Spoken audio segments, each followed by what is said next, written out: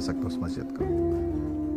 وہاں پہ عصر کی نماز میں پڑھ رہا اور میں اللہ سے دعا مانگ رہا, ٹھیک ہے نا. نماز پڑھنے کے بعد میں صحن میں آیا ہوں, ٹھیک ہے, سب لوگ چلے گئے اور میں اللہ سے دعا مانگ رہا ہوں. میں اس وقت میں بڑا گنہگار بنتا تھا.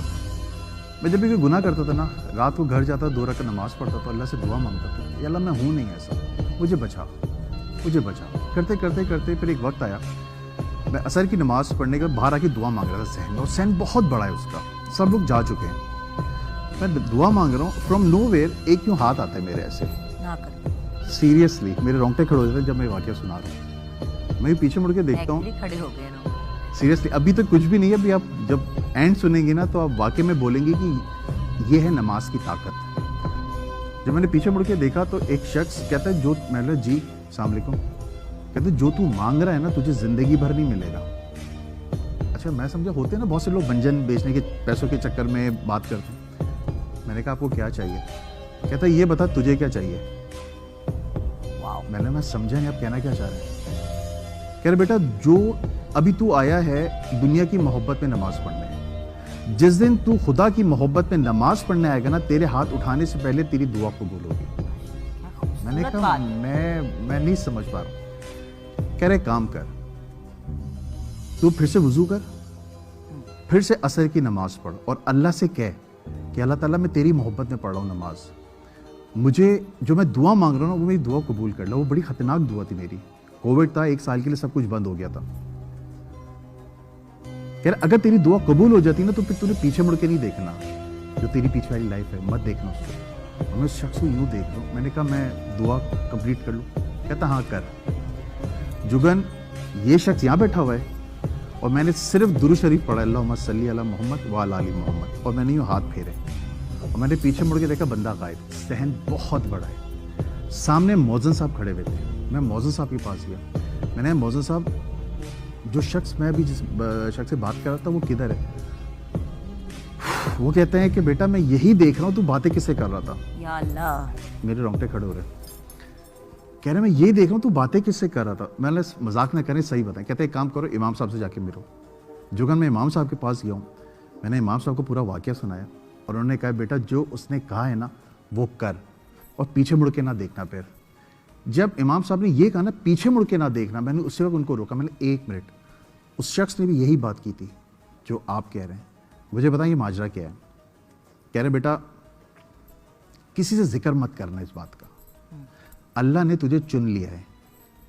یہاں پہ عصر کے بعد ہوتی ہے جنوں کی نماز. کئی سالوں کے بعد ایک بندہ, تو دوسرا بندہ ہے میری زندگی, مجھے 20 سال ہو گئے یہاں پہ, تو دوسرا بندہ ہے جسے اللہ نے چنا ہے.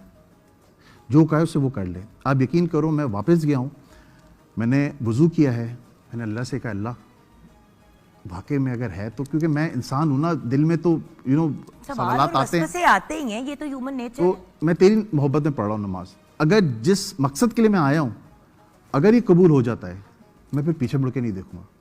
جو کہ نا یقین کرو میں نے عصر کی نماز پڑھی. ہم جب نماز پڑھتے ہیں فون سامنے رکھ لیتے ہیں, میں نے فون سامنے رکھا ہوا ہے اور میں نے یہ سلام پھیرا ہے اللہ اکبر کے لیے, ایسے ہاتھ اٹھائے ہیں. اس شخص نے کہا تھا تیرے ہاتھ اٹھانے سے بھائی تیری دعا قبول ہوگی. جس شخص کے لیے میں دعا مانگ رہا تھا نا کہ اس نے میرے 15 لاکھ روپے لے کے بھاگا ہوا تھا 1.5 سال سے, میں اللہ سے دعا مانگ رہا تھا اللہ مجھے کہیں سے وہ لا دے بندہ. 1.5 سال سے فون بند تھا. میں نے ایسے ہاتھ اٹھائے, آدھے ہاتھ اٹھے ہیں, اس بندے کا فون آیا اور میں یوں دیکھ رہا ہوں اور میں کہہ رہا ہوں, میں نے کہا ہیلو نعمان بھائی. کہتے ہیں آغا بھائی آپ کدھر ہیں؟ میں نے کہا میں اس مسجد میں نماز پڑھوں. کہہ رہا ادھر ہیں 15 منٹ میں آ رہا ہوں. اب 15 منٹ یہ یاد رکھنا. کہہ رہے 15 منٹ میں آ رہا ہوں. 15 منٹ کے بعد وہ شخص آیا, اس نے مجھے کال کی, میں باہر گیا ہوں, گاڑی میں بیٹھا ہوں. اس شخص نے 15 لاکھ کیش میرے ہاتھ میں دیے ہیں. یہ 2019 کووڈ تب اسٹارٹ ہو گیا تھا اور مجھے تھوڑی بھی ہاتھ لگا تھا آغا بھائی مجھے معاف کر دینا, میں ایک مسئلے میں پھنس گیا تھا جس کی وجہ سے میں ملک چھوڑ کے بھاگ گیا تھا. میں اس کی شکل دیکھ رہا ہوں. کہہ رہے کیا ہوا؟ میں نے نہیں کچھ نہیں. کہہ رہے ہیں یہ لے کہہ کے چلا گیا. گھر آیا ہوں, میں نے بیگم کو 15 لاکھ ہاتھ میں دیکھا. میں نے یہ کہتے یہ کہاں سے آئے؟ میں نے یہ وہی پیسے ہیں جو کہتے میں مان نہیں سکتا, اس کا شخص کا فون بند ہے. میں نے 1 منٹ, میں نے فون کیا, اس شخص کا فون بند ہے اور آج تک اس شخص کا فون بند ہے. میں نے ایک ٹیلی کمیونیکیشن دوست ہے, ٹھیک ہے, وہاں پہ اس کو کال کی. میں نے کہا خرم یہ مسئلہ ہے, مجھے نمبر چاہیے. کہتا ہے آغا بھائی ہمیں الاؤ نہیں ہے. میں نے کچھ بھی ہو یہ میری زندگی میں موت ہے. کہتا ہے ہوا کیا مجھے بتائیں تو صحیح. میں اس کو پورا واقعہ سنایا, کہتا ہے یار میں مان نہیں سکتا. میں نے بھائی کر دے یار, میں وہ ڈیٹا دیکھنا چاہ رہا ہوں, وہ نمبر بھی کدھر ہے اس کا کسی طرح نکالو معلومات. تقریباً 2.5 یا 3 گھنٹے کے بعد اس نے ڈیٹا شیٹ بھیجے مجھے, واٹس ایپ کیا. اس نمبر سے پہلے میری مدر کی کال تھی کہ کدھر ہو تم, میں نے کہا میں نماز پڑھ کے آ رہا ہوں. اور اس کے بعد میری وائف کی کال تھی, وہ نا وائف کال کرتے ہیں آتے ہوئے 1 کلو دہی لے آئیے گا, یہ لے آئیے گا, وہ لے آئیے گا.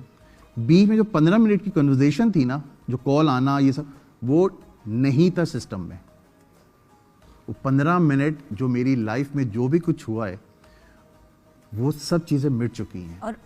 اور اس بندے سے پھر آپ کا وہ جو نعمان بھائی ہیں ان سے نہ آج تک بات ہوئی نہ ملاقات ہوئی, فون بند ہے. یعنی کہ 4-5 سال سے آپ نے نہیں ہے, بند ہے سب کچھ. اس وقت میں نے دیکھا نماز کی طاقت کیا چیز ہوتی ہے. بس اس کے بعد سے میں نے پیچھے مڑ کے نہیں دیکھا.